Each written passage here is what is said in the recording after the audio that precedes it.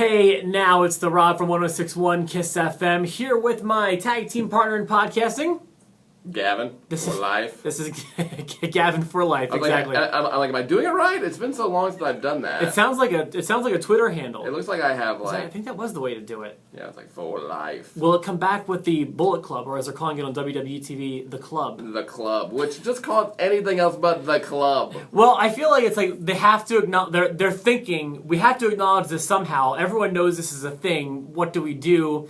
I bet you that name will change into something at some point, but I'll just say at least something's happening in that department. Yes. You know, it's not just sitting stagnant. So we both watched Raw last night. Mm-hmm. Is that weird for you? I know you kind of come and go with Raw. I mean, I watched it last night. I fell asleep, and we're talking off air here, where I'm like falling asleep during things. So I fell asleep during Raw last night because it was a weird beginning, weird middle, and then I woke up this morning and finished it. Albeit I did fast forward through some things that I knew I just would not enjoy. Yeah, no, that's understandable. But do you normally watch every week or not usually? I usually try to watch at least something during the week, or I'll at least be reading recaps, things like that. Okay, cool. So there were a few things that jumped out at me.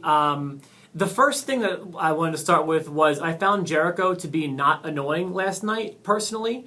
I know you said it got off to a weird start, which it did. I know this feud is revolving around a potted plant named Mitch. Yes, that's weird. But how retro Jericho is that? Like, how WCW Jericho is that? And I like that. I did like that aspect of it quite a bit. Yeah. My thing is, it was weird to have the highlight reel kick off Raw, which it felt... I want to say it felt fresh, but at the same time it didn't because I'm just so over the highlight reel.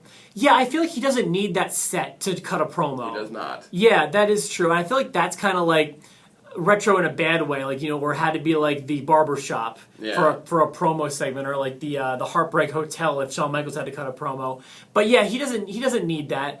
And then of course Cass came out, and when that segment happened and they set up Jericho and Cass, I did not realize they were setting up for a main event. I did not either. I was like, oh, this will be like a middle of the second hour type match. Yeah, that's exactly what I thought. Which is where they wound up putting Roman Reigns and his cousins, the Usos, against the Club. But we'll get to that in a second. I did not, at any point in time, for some reason, I never thought that match was going to happen, which it didn't. It always felt like a backdrop for the Dean Ambrose feud. Which is fine. And I could not care any less for Jericho and Dean Ambrose. It's not bothering me yet. I just can't. I don't know. Maybe it's because Dean Ambrose, like, I got to meet him, and he's just kind of like a... You said that was unfulfilling, right? He was nice. He wasn't rude, but he was just like... And I don't want that to skew my view on, like, him as a character on TV, but at the same time, it's kind of like, I don't know. I was let down by him facing Brock Lesnar at WrestleMania. I thought that match should have been much better than it was. Yeah. And so I just don't care about it. And Jericho, like, I'm over Jericho. He's back so much, it's not special. Right. He's still really good at what he does, but I don't. He's cool dad. See, he kind of jumped the shark with me here recently too. We talked about that a few episodes ago when Steve was here. He's not bad to me, but he has lost that something. But I did feel like it was old Jericho last night, in my opinion. So there was that, and it was also good for Kaz, I think, to just do something on the show in a high profile position. He still needs to be visible while Enzo's out, to just remind people that he's there, they're over, and you know that Kaz is coming back, or Enzo's coming back. Did you know that he's 7 feet tall?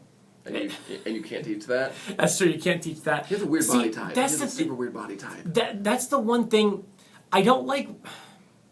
God, I know I'm going to get skewed for this, but when the crowd starts singing along with them, that to me starts to get lame. I like when they kind of go. No. Well, I can't tell if you're being sarcastic or not. No, I'm serious. It means he's getting over. I know that, but it never speaks to me. Like I know the crowd digs it, but when I know the end of the promo, I'm just not excited. Like I said, I know I'm going to get beat up for this one, but it's because you're SAWFT soft. That could be the problem. You're soft, Rob. That certainly could be the problem. So I want to also talk about, did you see the quick Baron Corbin promo before his match with Ziggler? I kind of faster with that because I hate Baron Corbin. Well, that's understandable. I do think he's missing something to make him a legitimate star. It's something that could eventually come to him, but he's got something that's missing, some sort of X factor I can't put my finger on. But it's a hairline.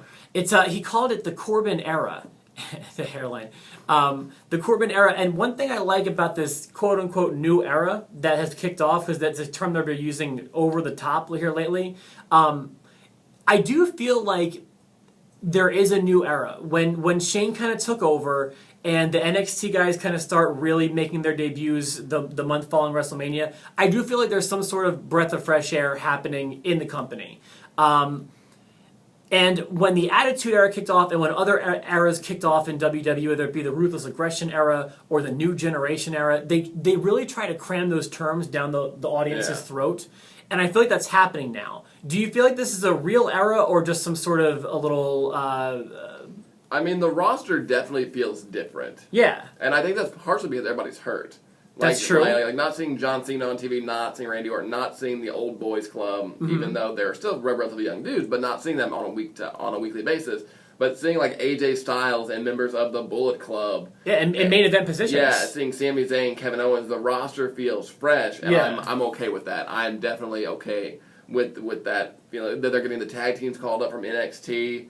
I mean, Samoa Joe and Finn Balor could be up at any moment. Yeah, it feels like. So. I feel like that's got to be at the latest Extreme Rules for Balor. He's got to be next. Yeah, so it's really really cool, and I think this whole club thing is going to be Balor Club. When I feel like Finn's going to show up and turn on AJ and then form the club with. I know you're a New Japan fan. I'm a New Japan fan. So you're excited for that? I'm assuming. I am excited for that. Right I watch more New Japan when.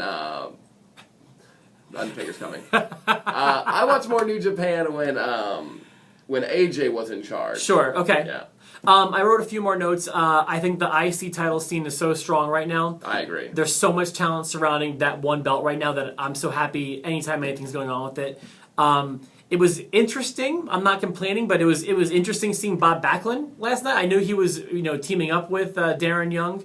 Did you catch that? I did not. Okay. Yeah. He's doing a life coach segment with Darren Young, where he's teaching him how to A, wrestle, and B, live. Oh. So I think that should be a whole lot of fun. One thing I took away from last night was how creepy is the Stephanie and Shane interactions. They are so creepy. I'm a big Game of Thrones fan, but I don't need to see the Lannisters on WWE TV because they were just like, Shane, that's a really good idea. Like, I was like, this isn't this.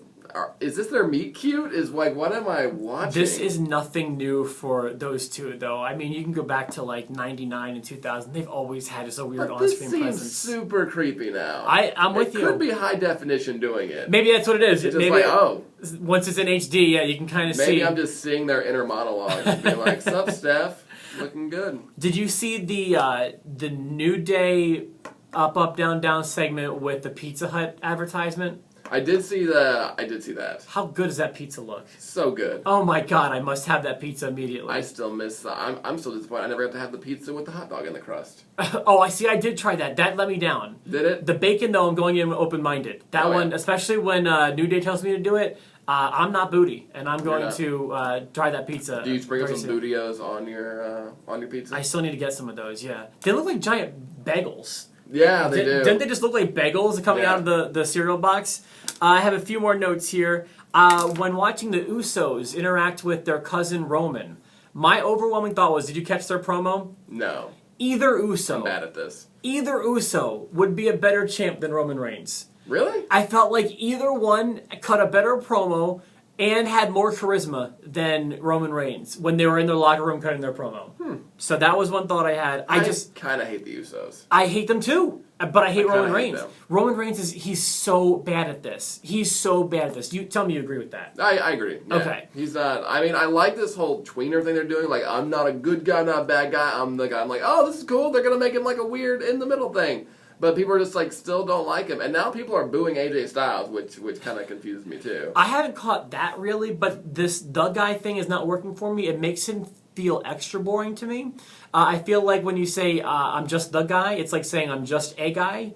And there's nothing special about being just a guy in WWE. So I don't like this. And I think that he's really at his all-time worst right now, despite holding the title. Back before Christmas, when he won the title for the first time, he was good. Yeah. Because he wasn't being forced down our throat. It was happening naturally when he was being BFFs with Dean Ambrose. Mm-hmm. That was really good. I didn't love that, but it was way better than it is now. Way better. And then my last thought was the final segment with the Jericho jacket thing. Again, classic Jericho. I felt like vintage, 1990s Jericho in WCW.